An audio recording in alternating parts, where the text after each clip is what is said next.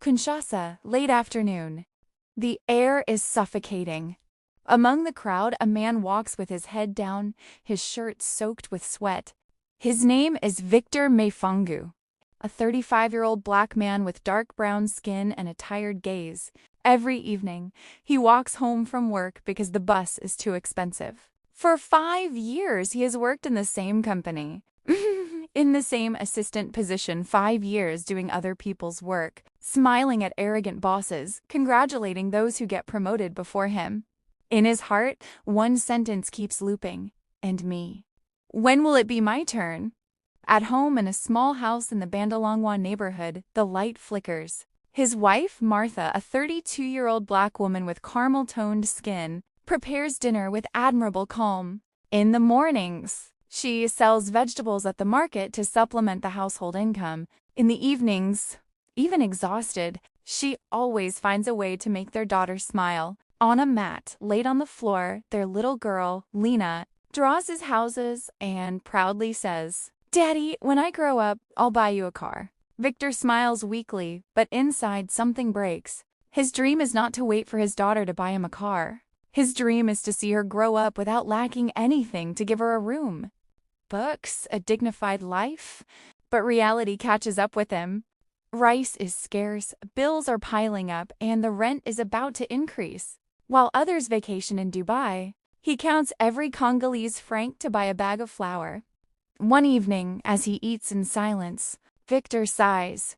We pray, we work, and nothing changes. Maybe God has forgotten our house.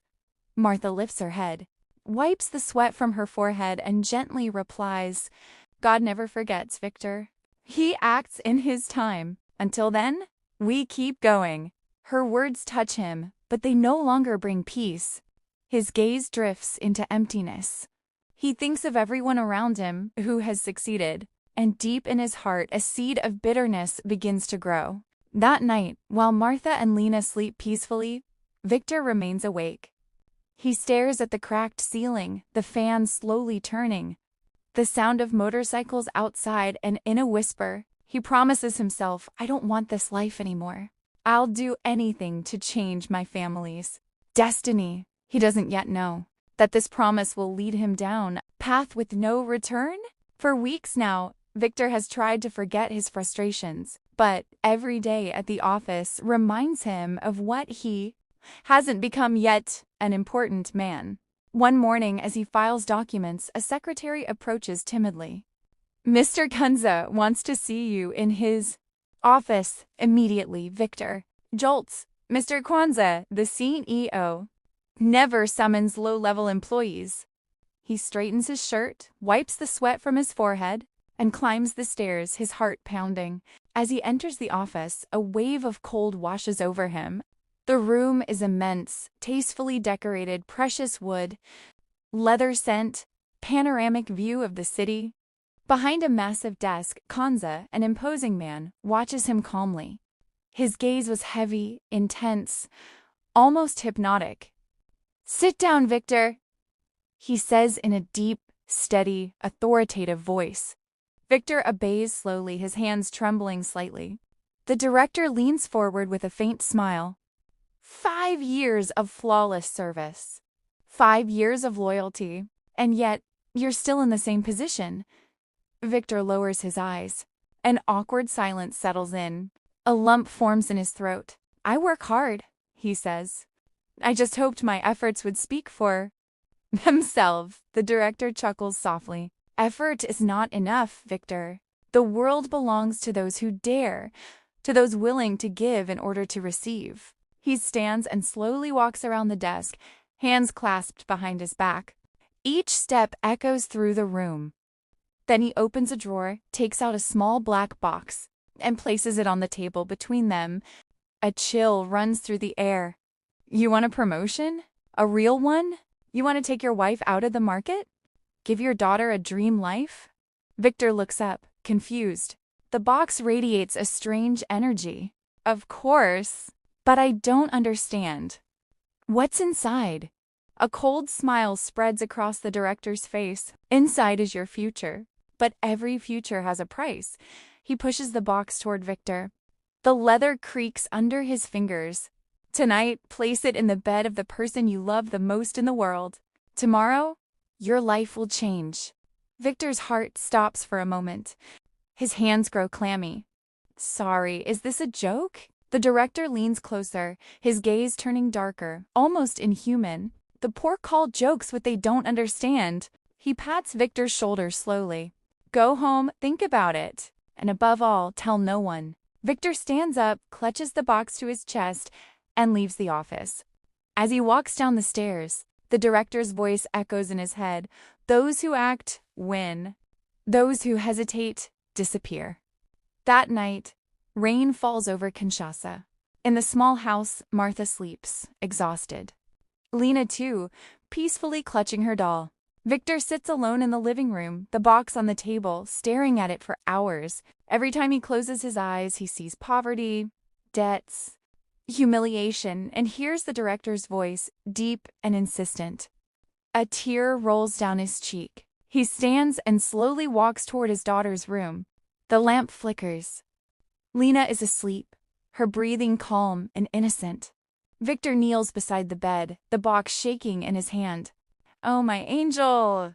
Daddy just wants you to never lack anything again. He closes his eyes, breathes deeply, and slides the box under her pillow. At that exact moment, an icy wind sweeps through the room. The curtains move without reason. The lamp suddenly goes out. Victor stumbles back, heart racing, terrified. The silence becomes heavy, oppressive. Deep inside, he knows something has begun. Something he will never be able to stop. The next morning, everything seems normal. The sun shines, birds sing, the city awakens as usual. But in the Mavoungou house, something has changed. Lena doesn't wake up. Martha finds her trembling, burning with fever. Her breathing is rapid, her eyes rolling back. Victor, come quickly! Lena isn't well. Victor rushes in, panicked, places his hand on her forehead, burning hot. He tries to wake her, but she moans, lost in a nightmare. Her body convulses. Her lips whisper incomprehensible words. Daddy, why did you do this to me? The words stab him like a knife. They rush her to the hospital, but doctors find nothing. They speak of viruses, rare infections, without certainty. 3 days later, Lena dies in her mother's arms. The house becomes a tomb. Martha screams, cries, prays. Victor stands there, motionless, unable to say a word. Inside him, everything collapses. He knows what he did that night had consequences. On the day of the funeral, rain falls again. The small white grave is covered with flowers. Victor stares at the ground, fists clenched, eyes empty. Martha collapses to her knees, sobbing while he remains standing, frozen like a statue. One word spins endlessly in his mind. Why? A few days later, consumed by rage, Victor storms into the director's office. What did you make me do? You never said my daughter would die. Kanza looks up calmly and smiles. You were told to place the object in the bed of the person you loved most. Did you think it was a game? Sacrifices are never made without loss. You wanted wealth. That was the price. The next day, Victor receives a call. Prepare yourself. Your promotion is effective tomorrow. The pact worked. Wealth arrived. But Lena's bed is empty. Her doll lies abandoned on the pillow. That night, Victor hears children's footsteps in the hallway. A soft voice whispers, Daddy? He opens the door and one is there. Victor becomes rich. His house grows large, cold, luxurious. But as the walls shine brighter, his soul grows darker. 2 years pass. Victor Mavoungou becomes a symbol of success. Villas, luxury cars, first-class flights, Dubai, Paris, London. At the Burj Khalifa, he dines at the top, champagne in hand. The world applauds him. But inside, one sentence haunts him forever. Martha laughs, takes photos, and enjoys the life she always dreamed of having. But Victor smiles without believing in it. Every laugh from his wife reminds him of Lena's. Every glance at a little girl they pass in the airport tears a silent pain through him. At night, while Martha sleeps peacefully, He wakes up suddenly, drenched in sweat, still hearing that child's voice whispering in the dark, "Daddy, why did you do this to me?" He gets up and walks alone through the silent villa, contemplating the paintings on the walls, the shining marble, the illuminated swimming pool. All this luxury suffocates him. The richer he becomes, the poorer he feels inside. One evening, a grand dinner is organized in a prestigious restaurant in Kinshasa. Victor arrives in a luxury car, accompanied by Martha, dressed in a golden gown. The place breathes wealth, crystal chandeliers, silver cutlery, jazz musicians playing softly. Men in suits toast to his success. Laughter is loud, glasses clink. At the end of the table, Kanza, always elegant, watches him in silence. When the music stops, he stands up, smiling. Victor Mavoungou, the man who climbed higher than all the others. Everyone applauds. Victor timidly raises his glass, a forced smile in his face, but in his eyes there is no light left. After dinner, Kanza invites him to join him on the terrace. The air is warm. The view is magnificent. Kanza lights a cigar, crosses his arms, and calmly says, "You've done good work." "Very good work," Victor replies. Kanza exhales a cloud of smoke and adds, "Soon, I will recommend you for the regional headquarters. But before that, your loyalty must be renewed." Victor freezes. He doesn't need to ask questions. He understands immediately. His breath catches. Kanza looks straight into his eyes, a cold smile on his lips. "This time, the sacrifice must come from your wife." The world stops. The noise of the city disappears. Victor's heart pounds so hard he can hear his own pulse.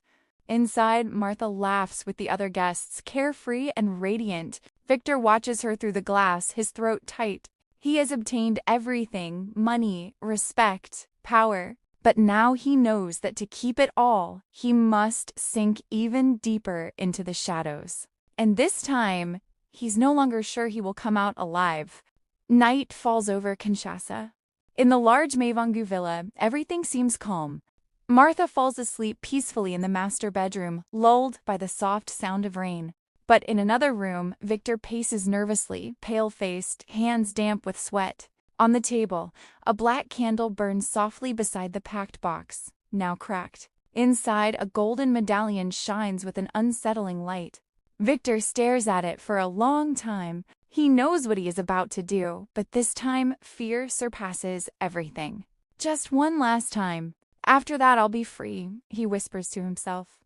He closes the curtains, turns off the lights, leaving only a red glow from the candle. The air grows heavy.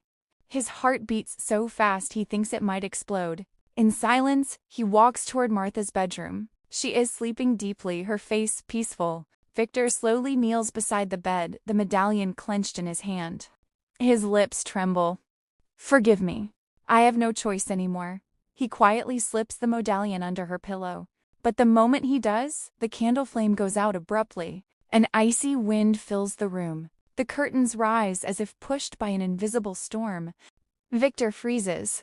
A strange buzzing fills the bedroom. The wall mirror clouds over with mist. Then slowly, a silhouette appears inside it. It is an elderly woman dressed in white with a severe yet radiant gaze. Victor stumbles back in horror.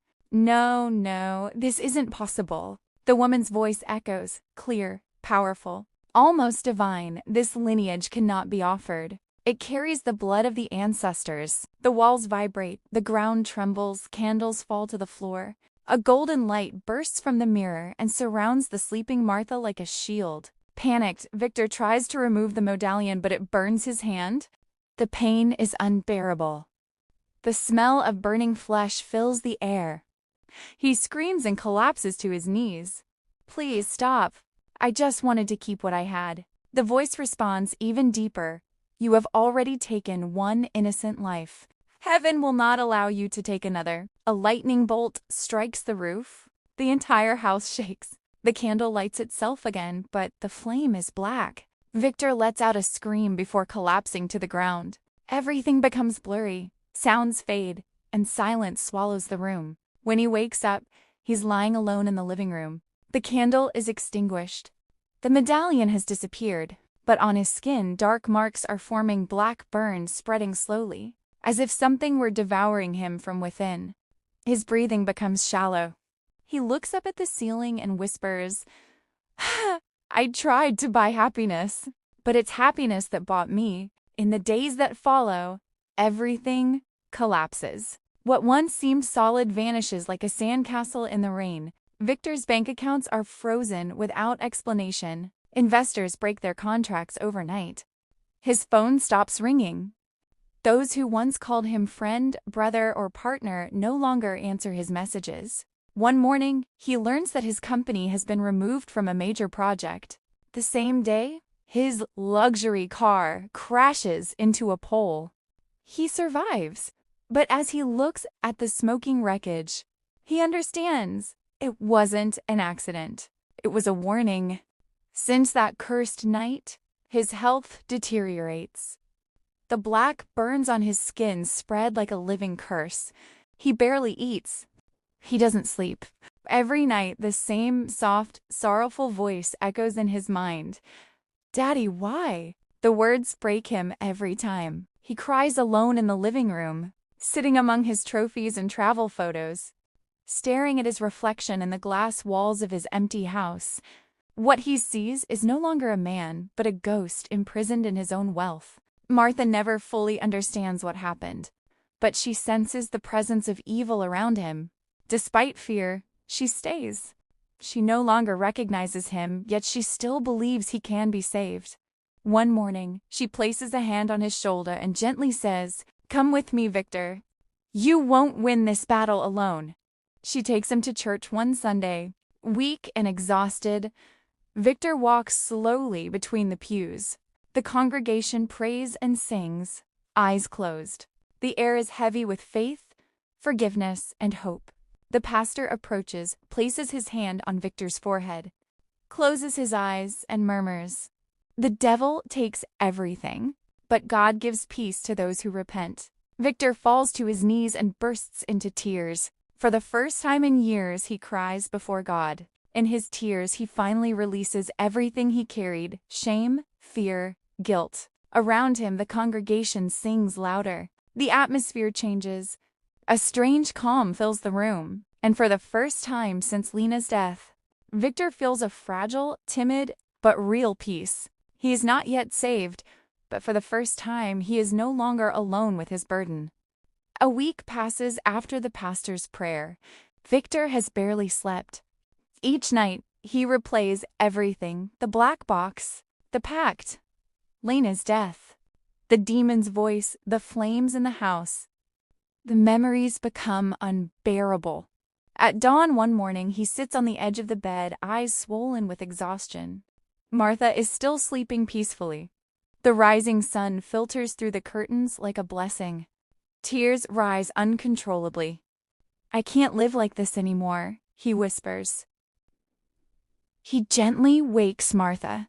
His voice trembles, but this time it is real. No mask, no pride. "Martha, I have to tell you the truth." She sits up, confused and worried. He takes a deep breath and lets everything out. He tells her everything: the day Kanza proposed the pact, the box he placed under Lena's pillow, the night everything changed, every detail, every fear, every lie.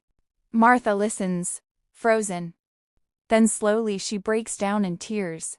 Her legs give way and she collapses to her knees, shaken by pain. Victor rushes to help her, but she steps back. He lowers his head, ashamed, unable to speak. A long silence follows, broken only by Martha's sobs.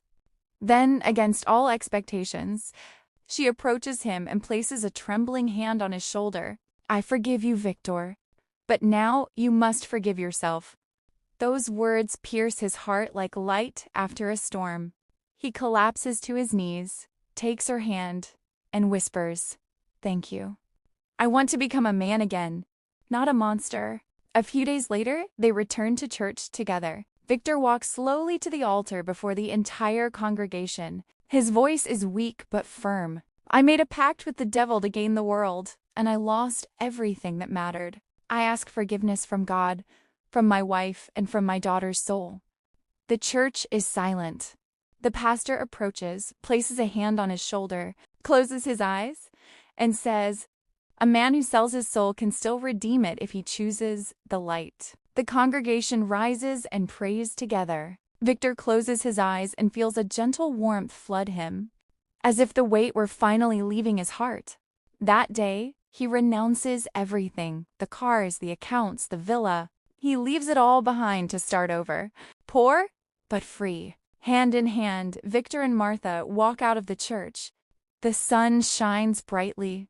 A white dove flies above them, carried by the wind. Victor looks up, a faint smile on his lips. For the first time in years, he breathes. Redemption has defeated the pact. Years pass. Victor Mavoungou is no longer the man he once was. He is no longer the arrogant director, nor the father consumed by guilt. Today, he walks with his head held high, but with humility. After leaving everything behind, he started again from zero. At first, he worked in a small carpentry workshop just to survive. Then, little by little, he began helping other lost men like himself, men without direction, young people tempted by easy paths. With Martha by his side, he founded a small local business, Light of Renewal, a company focused on craftsmanship and fair trade.